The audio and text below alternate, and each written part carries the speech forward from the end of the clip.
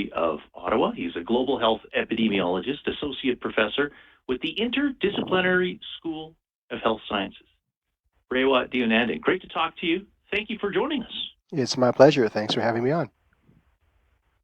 Uh, Raywat, before we come to Canada, let's talk about the hot spots worldwide when it comes to COVID. And I gather it's not just hot in parts of Europe. This is a hot spot for COVID too. Yeah, in particular, the UK is looking pretty rough. Their death rates have spiked in recent weeks. France is looking pretty hard as well, as is Portugal, most of Western Europe. Um, yeah, it's I don't know what to say anymore. I mean, we're at the point where the world is on fire in many ways. So looking quickly around the world, we see if you think about the cases of highest incidence rates of COVID being red, the countries that are the deepest reds are like the United States, Brazil, Peru, UK, Spain, even Turkey is looking pretty rough. Japan, strangely enough, has started to see an explosion of cases, whereas they have been well controlled throughout this pandemic. So they're seeing some extraordinary rates of transmission as well. So we are not done with this pandemic yet. Up until you mentioned Japan, I was thinking, oh, the usual suspect. Yeah, even Australia is looking pretty rough too, and they had things under control for the longest time.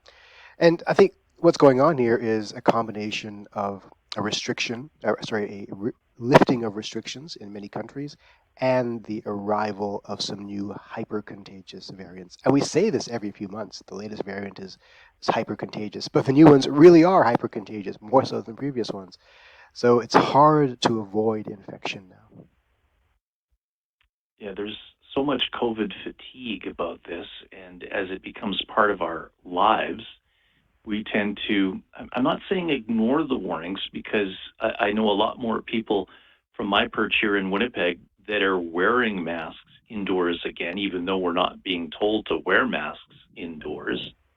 But certainly, we look at this and we go, okay, well, I remember when we first spoke a couple of years ago, and you mentioned, likely 2023 before we'll get rid of this in its entirety. And I want to come back to that in a few minutes, but let's spend some time here educating ourselves on the new variants here. How is this coming about? Talk to us about the science about this, and then ultimately how scientists are trying to deal with these variants by altering and updating our vaccine. So, what are variants? They are simply different versions of the existing COVID virus, the SARS-CoV-2 virus. They are mutations, but mutations not so extreme that it's a whole new species. It's like it's got a nose job, so you can still recognize it, but you got to squint a little bit to see it. And mutations like this arise when there is so much transmission that the virus gets a chance to try on different faces. People need to understand this is a random process. This is the way evolution works. There's mutations happening all the time. It's just that occasionally, if enough mutations happen, one arises that is beneficial to the organism. And beneficial for a virus means it infects more people. There is a sentiment out there which is incorrect, called the avirulent theory, that says that viruses tend to evolve to be more contagious and less lethal. That's not true. They don't have to do that, so long as there are plenty of people who can still be infected, or non-human people, like animals and so forth, who can serve as reservoirs. This thing can continue to be more and more lethal while evolving to be more contagious. So that's what's happening here. The virus isn't consciously trying to be more contagious. It's just mutating all the time, and more contagious ones pop up because there is so much transmission. Which is why it's so important that we vaccinate as many people in the world as we can to slow down the rate of arisal of new variants. The concern, by the way, we rank these variants in three different ways: variants of interest, variants of concern, and variants of high consequence. And the distinction between those categories has to do with our ability to detect, prevent, and treat the disease. So far, no variants of high consequence have been so named, which is the good news. We've had a large number of variants of concern, however. And these are concerning because they can evade our immunity somewhat. So B2, which was the second version of Omicron, was concerning because it seems to confer upon the virus the ability to reinfect people. That was scary enough, but now B4 and B5, BA4 and BA5 are what's driving the current seventh wave in Canada, and they're really avoiding immunity that was garnered through previous infection or through vaccination and are reinfecting a large number of people. Now there's a new one making the news in India, BA 2.75, I think it is, that possibly is even more contagious. The good news here is that these new subvariants of Omicron aren't necessarily more serious than their forebear. It's just that they can infect more people. Now, I do want to add the caveat that the vaccines still work very well to prevent the worst outcomes of sickness. They're just not very good right now at preventing initial infection and therefore transmission. At least 2 doses is not very good. 3 doses are waning somewhat. 4 doses, at least for a little while, is still pretty good at preventing infection and transmission. So that's where we are right now. There are new vaccines coming down the pipeline. What's making the news all the time is the new bivalent vaccines available, we hope, in the fall. And these bivalent vaccines are tuned to both the original strain that infected us in 2020 and the first Omicron strain that arose in December and January of 2021 and 2022. But those new bivalent vaccines might not be here in time. Who knows, by the time they're available to us in the fall, the new dominant variant might be something different. And it's unclear exactly how much advantage the bivalent vaccine offers for prevention of infection of BA4 and 5, more so than the current vaccines do. I'm looking ahead, though, to next year. I hope it'll be next year when a new generation of vaccines become available. And I'm talking specifically about intranasal vaccines. Intranasal vaccines hold the great promise of preventing actual infection and prevention and transmission very, very well. So that has the potential to end the pandemic once and for all if we can get that in enough arms.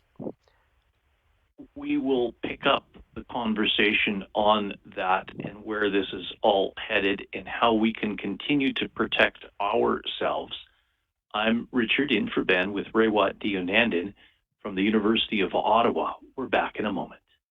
How do you say hello to your customers when they're everywhere? Think CORUS Creative Services. We can help. In fact, CORUS is the only production house with unique access to creative, voice, program, design, music, and animation across all platforms.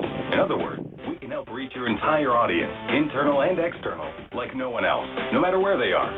From radio and TV ads to podcasts and PA announcements, training, safety. And this week, and Raywat Deonandan from the University of Ottawa, we're talking the latest on COVID.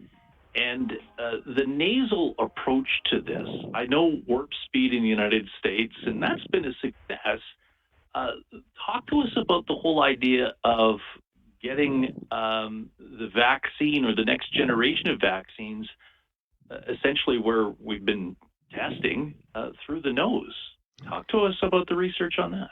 Well, the science suggests that because Omicron and its descendants enter through the nose and reproduce in our nose, then the place to produce antibodies should be your nose. If you can provide the thugs of your immune system to be exactly where the virus is going to enter, you got a better chance of keeping it out of your body entirely. It's been trialed in animal studies and shown to be very effective. It's been shown in small human studies to be effective, and it's been shown in intranasal vaccines for other diseases to be effective. So the idea is you simply spray it in your nose and absorb it through the nasal mucosa. That's where the immune reaction takes place. That's where the antibodies will be produced, and that is where your primary defense against incoming infection will be mounted. So it doesn't perfectly prevent infection and transmission, but it does so very well. Now we need more trials to determine the limits of that efficacy, to determine how safe it's going to be, etc., etc., etc. And that's happening right now. What we need is for that to happen at a larger scale and faster with more candidates simultaneously, like we did with Project Warp Speed.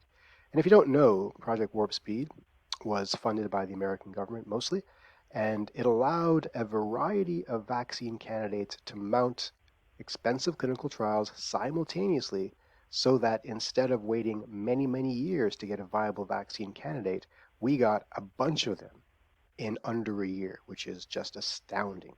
The reason that was possible was a variety of things. Among them, the technologies are already being developed for other diseases. Uh, we have a rampant disease, so a clinical trial could finish earlier, the rate of infection being high. But most importantly, government underwrote the financial risk of creating these expensive clinical trials. That has always been the rate limiting step in developing these kinds of drugs. So if we can do the same thing again for this next generation of vaccines, we can get a product to market much, much, much faster. And I think we can end the pandemic faster. And that's where I fear very much like the public fatigue over this, that there's been government fatigue over this. And, if suddenly the experts that we have been leaning on, like you, are saying, well, perhaps we can end this once and for all, I want people to, hear that and repeat that, because I think in many cases we've resigned ourselves to wave after wave after wave. um, Thank you for this good news. And I want to do more than hope. I want to get behind this in a big way. And I hope many people from coast to coast start talking about this, because I think that's essential to get people back and focused in on this. The vaccination rate, though, right now, we need to continue. We seem to be stuck, depending on what province you're in. We're stuck at that rate. We need to continue to encourage that, but we're only days and weeks away from children being able to get their first shot. And that's good news for young families. And you're a young dad with young children as well on this front. So this is good news too. It's very good news. It's tempered, though, by a couple of things, primarily the fact that the efficacy for the pediatric dose is not as extraordinary as we would have hoped. It won't prevent transmission to a very high extent, but most importantly, it will give you a very high probability of keeping your child out of the hospital, which is what we as parents care most about, right? So the Moderna dose, which is the one that's been okayed in Canada for kids under 5 years old, has an efficacy against symptomatic disease of about 37% if you are under 2 years old, and about 51%. So reverse that: 51% if you're under 2 years old, and 37% if you're above 2 and under 5. So a combined efficacy score of something around 45, 50%. And that's just for symptomatic disease. In the hierarchy of what vaccines can do, you've got transmission, infection, symptomatic disease, hospitalization, and death. And the higher up that scale you go, the more effective the vaccine is. So it's probably really quite effective at preventing hospitalization and death, which is what I really, really care about. We haven't got the doses yet. And that's a bit troubling, because we have to start getting them into arms now, so that come the start of elementary school in September, our children have maximal protection. So I hope we get those doses locally as soon as we can.